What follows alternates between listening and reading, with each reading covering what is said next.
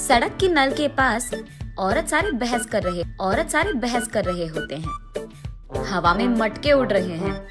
तुझसे पहले तो मैं आई। आहा, तुझसे पहले मैं आई। अरे रुको तुम, चूल्हे पे दाल पक रहा है, एक मटका पानी तो लेने दो। अरे तुम रुको, वहाँ झूले में मेरा बेटा रो रहा है। अरे निकलो, तुम्हारी कहानियाँ। चूल्हे पे दाल पक रहा है तो मैं क्या करूँ, और झूले में बच्चा रो रहा है तो मैं क्या करूँ।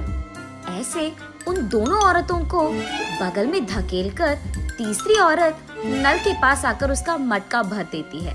इतने में वही बगल में आमने सामने घरों में रहने वाले मंदाकिनी और मंगतायरू उनके अपने अपने मटके लेकर वहाँ आते हैं। एक दूसरे को देखते ही वो दोनों गुस्से से लाल हो जाते हैं। मंगतायरू और मंदाकिनी दोनों सास बहू हैं और दोनों एक ही घर में रहते थे। मंदाकिनी मंगतायरू से बहुत लड़कर उसके पति को मनाकर अपनी सास के घर से बाहर आ जाती है। दोनों का अतीत उनके सामने आता है। एक मटका पानी लाने के लिए इतना नाटक करती थी। जब भी कुछ काम बोलूं, यहाँ दुख रहा है, वहाँ दुख रहा है कहती थी। और अब देखो, मेम साहब सुबह ही उठकर मटका में पानी भरने नल के पास आ रही है। सुबह उठते ही सारे पकवान को भैंस की तरह खाती रहती है, चीजों को यहाँ से वहाँ तक नहीं लगाती है। लेकिन अब देखो, भैंस चल के आ रही है मटके पानी के लिए। ऐसे एक दूसरे को कोसते हुए वो दोनों नल के पास आते हैं। सबसे पहले मंगतायरू पानी के लिए उसकी मटका नल के नीचे लगाती है। लो, आ गई भैंस। आते ही अपना मटका लगा दिया इसने नल के नीचे, जैसे इसका बाप का जागिर हो। ऐसे उसका मजाक उड़ाकर मंगतायरू की मटके को एक जोर का झटका देती है। बस मटका ऊपर उड़कर नीचे गिरता है। बाप रे, कितनी घमंडी है ये। मेरे ही बेटे के पैसे खाते हुए मुझे भैंस कह रही है, और ऊपर से मेरे ही लटके को लात मारा तुमने। ऐसे कहते हुए मंदाकिनी की मटके को भी जोर का झटका देती है मंगतायरू। मैं तुम्हारे बेटे के पैसे नहीं खा रही हूँ, तुम ही मेरे पति के पैसे खा रहे हो। मेरे सारे बनाए हुए पकवान को सुबह से रात तक खाती रहती है तो भैंस की तरह ही दिखेगी ना। भैंस कहीं की मेरे ही मटके को लात मारती है। कितनी घमंडी है तू। मटके को ही नहीं, अगर मेरी सटकी ना, तेरे को भी मारूंगी, समझी? हाँ, जरूर मारेगी। इतनी घमंडी जो है।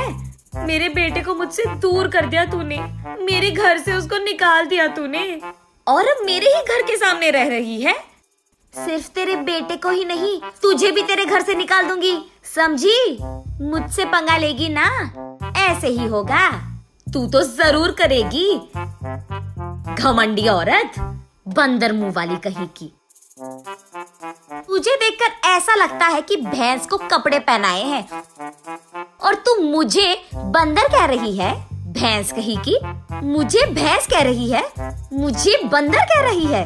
ऐसे वो दोनों एक दूसरे से लड़ते हुए एक दूसरे के बाल पकड़कर लड़ते लड़ते नल के बगल में मौजूद कीचड़ में गिर जाते हैं।